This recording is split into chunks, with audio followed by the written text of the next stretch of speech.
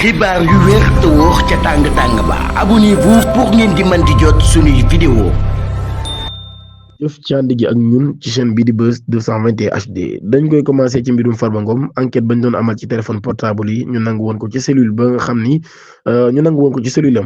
bu Farba Ngom ca pavillon spécial loolu daan nay am beneen étape judiciaire bu bees loolu yi nag daal ab enquête kon bi nga xam ne section de recherche doon na ko amal garde pénitentiaire bii di Serigne Aziz Guèye daan nañ koy présenté hier au doyen des juges ñu koy accusé corruption introduction frauduleuse d'obscènes prohibé en milieu carcéral. Le magistrat instructeur a suivi la réquisition du parquet en plaçant immédiatement sous mandat de dépôt. Farba Ngom nag daal moom mi jamono ji ba tey ñu koy topp ci boobu la mbir amagul benn poursuite boo xam ni jeg nañ ko ci kawam maanaam daal kon amagul dara loo xam ne ñu ngi koy toppee pour le moment. Libération nag daal mu jox xibaar bi di xam ne nag daal parquet bi daal na stratégiquement élargi son réquisitoire introductif contre X contre inconnu. Cette procédure permet au juge d'instruction d'enquêter librement pour identifier toute autre personne impliquée, complice ou commanditaire dans cette affaire kon mbir maa ngi noonu mbirum Farba Ngom loolu mooy li yees li nga xam ne kon daan na ci am ñu jàll ci beneen mbir moo xam nag daal moom Seydina Alioune Tine mi daan nay wax ci mbir yi nga xam ne nag mooy xew ci réewum Sénégal jamono ji Alioune Tine jàpp na ne Ousmane Sonko njuumte lu mag la def ci nangu gi nga xam ni nangu na koo nekk premier ministre ci loolu yi daal mu ni nag Ousmane Sonko dafa def ab erreur majeure bu mag a mag nee na Ousmane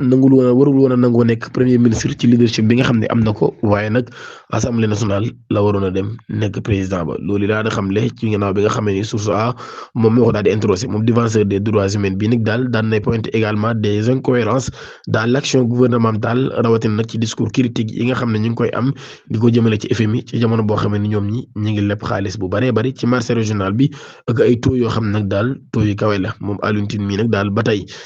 di njiital Africa Jom Center daan nay accuser le président de la République Bassirou Diomaye Diakhar Faye ne nag daal dafay entretenir ay culture de la sécurité excessif di fàttali nag daal ci jamonoy Abdoulaye Wade nit ñi doon nañ mën a dem palais di photo ci buntu palais ba ak garde rouge yu ni mel nee na Macky Sall bi mu ñëwee moo ko fi jëlee waaye Diomaye bi mu ñëwee nag dafay waroon a jëlewaat loolee bàyyi nit ñi kon ñuy continuer di photo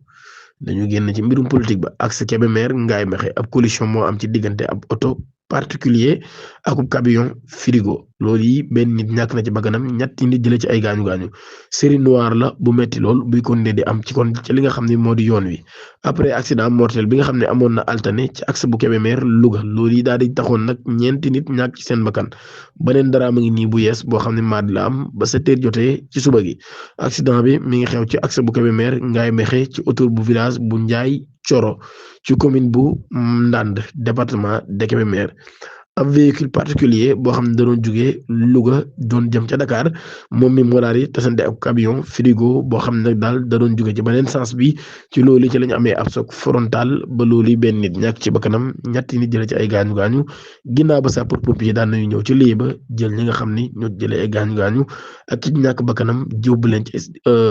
district sanitaire bu Ngaye Mékhé ab enquête daan nañ ko tëj ci boobu leen mbir ngir xam nag dëgg-dëgg lan moo waral yooyu leen mbir Malika ki nga xam ne da doon dóor soxnaam ba mu jaaree fa ñàkk bakkanam moom mii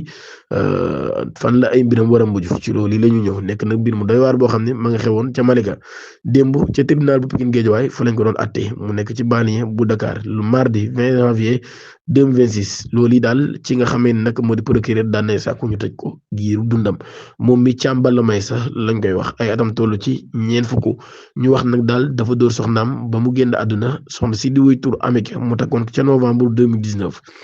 ginnaaw bi nga xamee ne ñeenti weer rek lañu sëy ci la ko dóoree ba faat bakkanam ndax dafa jàppoon ni daf koy trompé bu ñu sukkandikoo ci quotidien bu l'Observateur bi nag daal ci procès bi procureur doon na jéem a établir mbir yi nan la demee ginnaaw bi nga xamee nag moom mi firange daan na koy jàpp ko dëkk ci quartier bi ñu koy wax Njaago de Malika moom mi nag daal moo ko xamal ni ko sa soxna da lay trompé saa yoo génnee ci loolu yi moom Balla Maysa mi daal dinay piqué nag ak crise de jalousie daal di mer lool ba mu ñibbisee ci kër gi bañ na sax jabaram waaye ci ginnaaw ba nag daal ñu daal di jàppante ba ca suba ga nag ci la daal di ñëwaat loolu yi dóor bi mu ko dóor ba mu génn àdduna fa la jógee ci kanam àttekat bi nag daal day wax ne accident domestique la mu ne nag daal je voulais partir il s'est agrippé à mes habits et je l'ai simplement repoussé et il est tombé maanaam daal dama bëggoon a dem mu jàpp na sama yére ma pousse ko mu daanu ci bopp lal bi daal di mbëkk lal bi contre ventilateur bi ci loolu yi ci la daal di jaay dañ ñàkk bakkanam daal di wan nag lu nu mel waaye ci loolu yi nag daal ci côté bi moom procureur daan nay représenté ab rapport autopsie boo xam ne nag dafay wax ne ab arrêt cardio-respiratoire lésion traumatique de la moelle épinière et luxation cérébrale secondaire à un coup violent porté par un objet contondant kon daal moom mi dañ ko dóor ba mu jaaree fa génn àdduna kon moom waa ji procureur mi ngi sàkku nag ñu daal di koy tëj lu toll ci giiru dundam maanaam daal mu bañ a génn ci kaso ba nga xam ni fa lañ ko war a dugal loolu yi kon procureur ci loolu lay sàkku ci moom ginnaaw ba nga xamee ni daan nay def jëf ju doy waar joojee def ko nag jëmale ko ci kaw soxnaam. Sûreté urbaine bu commissariat central bu Rufisque daan nay interpellé ñaari nit ngir acte contre nature vagabondage dans la nuit du 19 au 20 janvier 2026 ci loolu yi nag daal ñoom ñaar ñi ngi xew bi 3h30 jotee ci hôpital Géej vigile bi moom moo leen boole moom mi nga xam ne moo doon surveiller garage boobee nag daal ay oto nekk fa ñoom ñaar ñi ci benn oto lañ duggoon doon siim seen meringaan yi ginnaaw ba ci leen boole brigade de recherche ba nga xam ne ñoo doon def patrouille foofee nag daal ñu daal di ñëw ca lieu ya fekk fa ñaari góor en flagrant délit ñu nekk ci benn oto bu stationné woon foofee nekk fa doon siim seen meringaan yi bi ñu gisee sax force de l'ordre yi doon nañ jéem a daw waaye maîtriser nañ leen